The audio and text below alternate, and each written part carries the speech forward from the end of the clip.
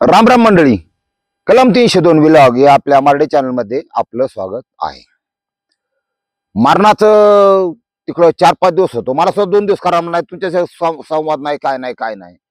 मग काय असतं आपल्या इथे कायदा अंधश्रद्धा निर्मूलन समितीचा, ध्यानात ठेवा. मी सुद्धा गुंतवून ध्यानात ठेवा काय आहे आणि कसं तुमच्यापर्यंत पोहोचायचं तर डोकं लावून करतोच मी कार्यक्रम. थोडा रिझल्ट येण्यासाठी काही विषय 4-5 दिवस द्या मला. अजून काही विषय असू द्या, ह्या जगात अशा काही गोष्टी ध्यानात ठेवायचं की तिथं तुमचं समाधान 100%. हा, आणि जे लोकांचं गिळायसाठी फोकाटचं पैसे बिशे लुटतात ना, कोणाच्या नादाला लागू नका. काही कशाला पैसा लागत नाही जगात, फक्त ही साप पाहिजे माणसाच. हा, मी बरोबर आहे ना तुम्ही, मी बरोबर करतो सगळं, ध्यानात ठेवा. लय लय विषय आहेत. आणि मला एक गोष्ट अजून जाणवली, स्त्री सुंदर आणि सुशील हे दोन्ही प्रकार एमपी जाणवलं बा आपल्याला. इतक्या देखण्या बाया आणि इतक्या देखण्या मुली तुम्हाला सांगतो. भुसावळ जळगाव इकडं आत शिरलं, मला आपल्या महाराष्ट्रातल्या चेहरेच आवडणार. खरी परिस्थिती. हा, बाहेर फिरल्याशिवाय कळत नाही. आता महाराष्ट्रात अजून फिरायचं राहिलं तर बाहेर कुठे फिरू. दुसरी गोष्ट तुम्हाला एक आतली गोष्ट सांगतो. एक जण आपला सबस्क्रायबर आहे सौदी मध्ये, तो म्हणला तुम्हाला एका विशिष्ट कामासाठी 5 कोटी रुपये देतो. किती 5 कोटी? काय मला टाइम लागतोय का बिघडायला? त्याला म्हणलं थांबा, मला एवढं शेअर नाही, म्हणजे एवढं सवय नाही आपल्याला. म्हणलं मी आयुष्याची 35 वर्ष करगोटा डबल बांधतो आणि त्याला बेल्ट काय बांधित नाही. एवढं लाकूड असा पिळकावून देतो, तुम्हाला नाही माहिती अजून. खरं सांगतो तुम्हाला, ही आपल्याला असलं ते वरून फुटून मारायला बसलोय मी. ही आपल्याला लगेच जुळत नाही, काय नाही काय नाही. मला रुपया लागला होता तेव्हा तुम्हाला मागितला होता का? तुम्ही दिला होता इमानदारीने. ही आणि लय पैसा आला ना की तुमचे दुश्मन तयार होत्यात. दुसरं पण समाज कामासाठी काय करता येईल का, ह्याचा मात्र 100% मी वापर करू. हा, आता काय 10 गेलं 2 राहिलं.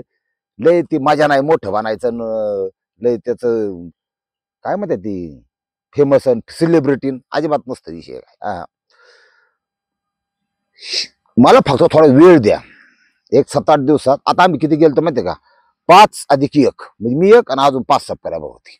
हा, त्यांचं सगळ्यांचा विषय झाला, काय करायचे ते केलं. रिझल्ट तर यायला पाहिजे ना. रिझल्ट साठी थांबले आहे मी. येणारच आहे सगळ्या विषय, तो लय गण आणि खोली ध्यानात ठेवा. पण मला ह्या 4-5 दिवसात पडला समजा गॅप, तुमची गैरसोय झाली. पण एक गोष्ट जाणवली की एक भरीव स्वरूपाचं काम मी आपल्या महाराष्ट्राच्या जनतेसाठी करू शकतो. कुठल्या सांगतो तुम्हाला. नंबर 1, लग्न जमावण्याचं. हा, पोरांची लग्न झाली पाहिजे तो असं नाही. नंबर 2, थोडस काहींना नाही देखवत तुमचं, त्या वाईटा उठलेल्या काही अवलादी आहेत, जवळपासचीच असतात, कधी कधी रक्ताची नाती सुद्धा असतात. हा, आपल्याला कोणाचं वाईट नाही करायचं, पण तुमचं कोण वाईट चितत असेल ना, त्याच्यातून मुक्त आणि तुम्हाला समाधानाचे झोप देण्याचं काम एवढं मी करेन. आता मी एकटाचे, माझ्याकडे काही हे नाही. एखादा माणूस जर कामाला ठेवायचा म्हणलं तरी तो 15-20 हजार मागवतो. आपली काही ताकद नाही भाऊ. पण हळूहळू जमन तसं माझ्या पद्धतीने मी करणार आहे. आणि 8-9च्या ऐवजी मी रोज आहे ना, संध्याकाळी 7 ते 10 या 3 तासात फोन उच्चारा म्हणजे उचलणार. हा, थोडं बरं लय मोठा एकटाची मी काय करणार. आता तुम्हाला लय पानाला लावित नाही, आपल्या स्टोरीवर जाऊ. काय एक सोनी नावाची जरा बिघडली या, त्या सोनीचं बघू. काय विक्रम यादव हा मूळचा बिहारच्या नवादा जिल्ह्यातला आहे, पण तिथं काय खायला महाग असल्यामुळं तिथून तो हरियाणामध्ये आला. हरियाणामध्ये गुरुग्राम या ठिकाणी तो स्थायिक झाला. पोरगा इतका हुशार होता, शिक्षण 12वी पर्यंत झालेलं. पण तो त्यावेळेस ज्यावेळेस आला त्यावेळी त्याच्या बायको आणि 2 मुलं सकट आला.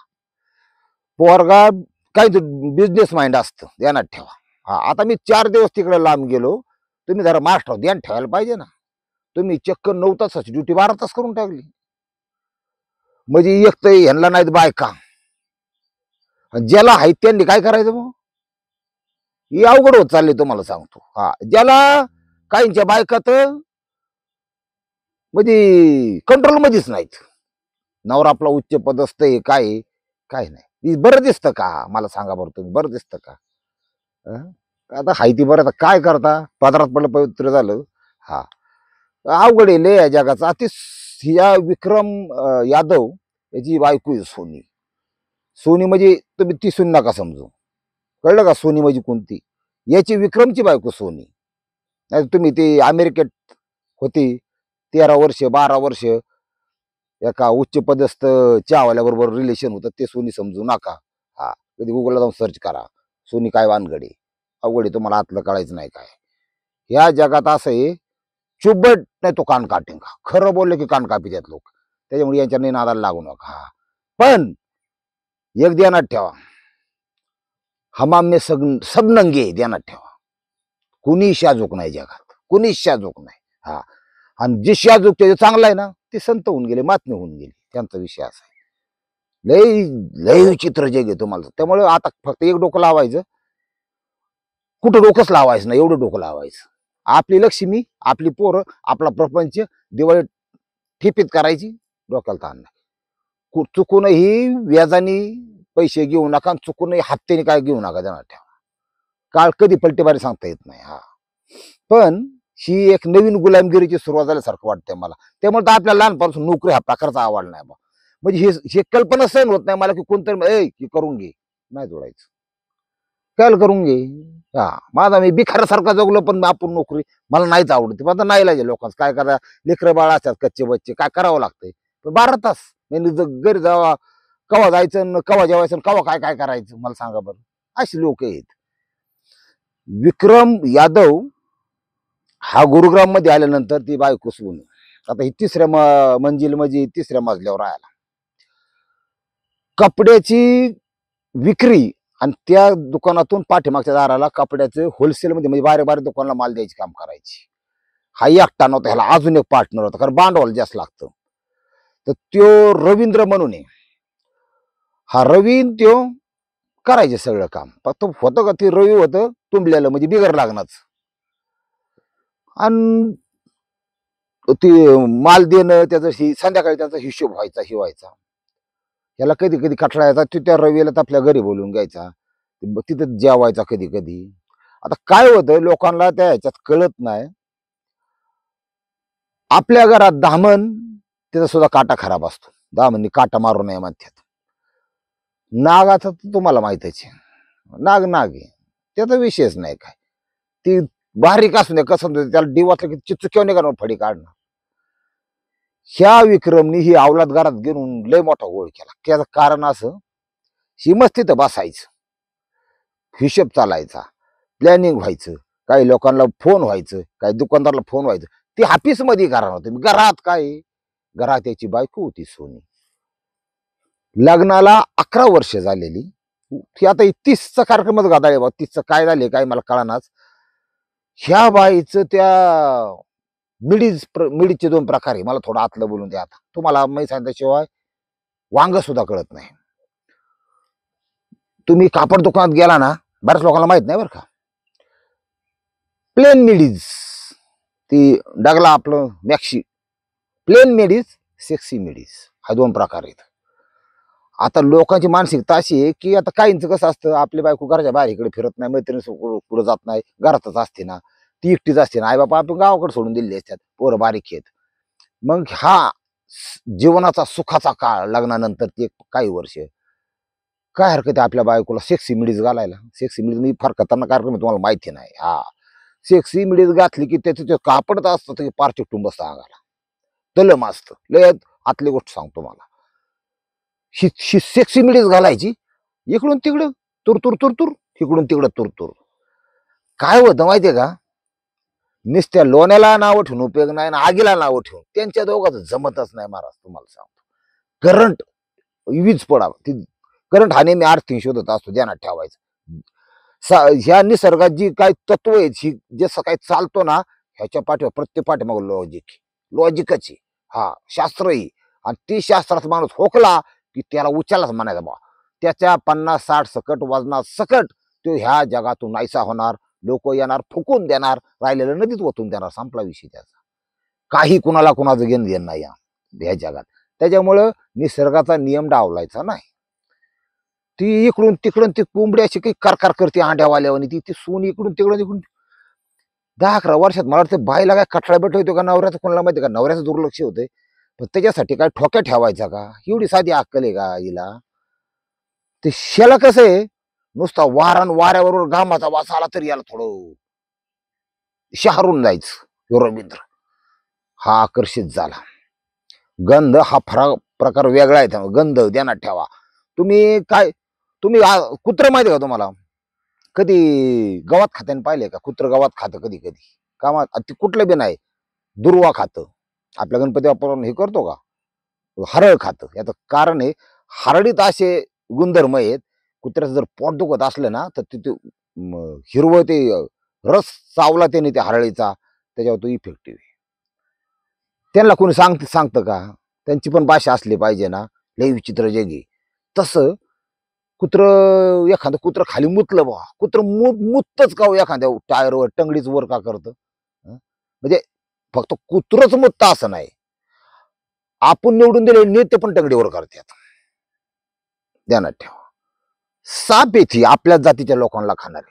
ध्यानात ठेवा. साप नेते म्हणजे, तर ते बी टंगडीवर करतात. ते गुणधर्म आहे त्यांचा टंगडीवर करणे. हा, आता हिथं कसं आहे, ती कुत्र मुत्त म्हणजे ते स्मेल म्हणजे स्वतःचा गंध सोडत असतात तिथं. आणि तो एरिया, ती वस्तू माझ्या मालकी हक्कातली किंवा माझ्या आपण म्हणतो हरे कुत्ते काही गेला का होता, तसा प्रकार आहे. प्रत्येक शास्त्र आहे त्याच्या पाठीमागे. तसं तिच्या जाण्या येण्याच्या गंधानी शे थोडा झाला वायबल भाऊ होऊ द्या.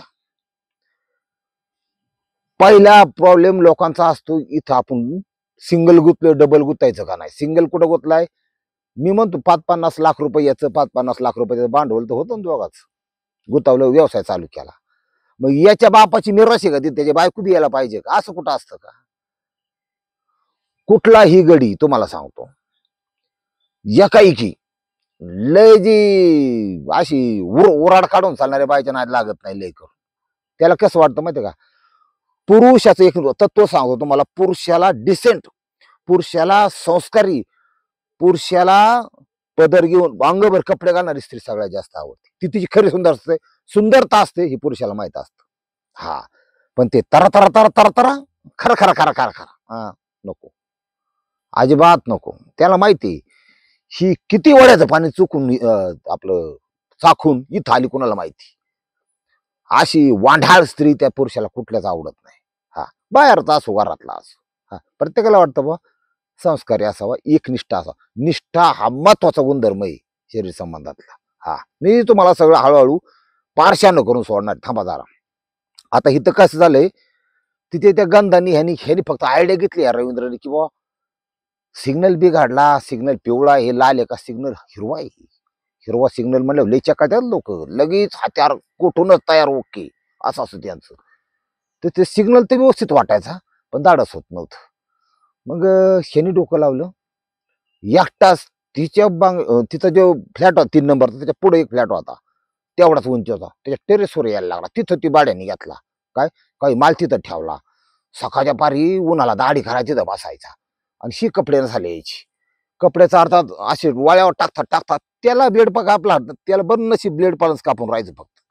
याला म्हणतात आख मिचवली. आतला गोष्ट तुम्हाला सांगतो.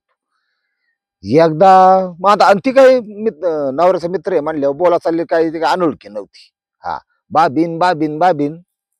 तिला वाटलं आजा म्हणजे पोयाला, तुमच्या डोक्यात काही येऊन देऊ नका, जग पार बिघडले सध्या, ध्यानात ठेवा.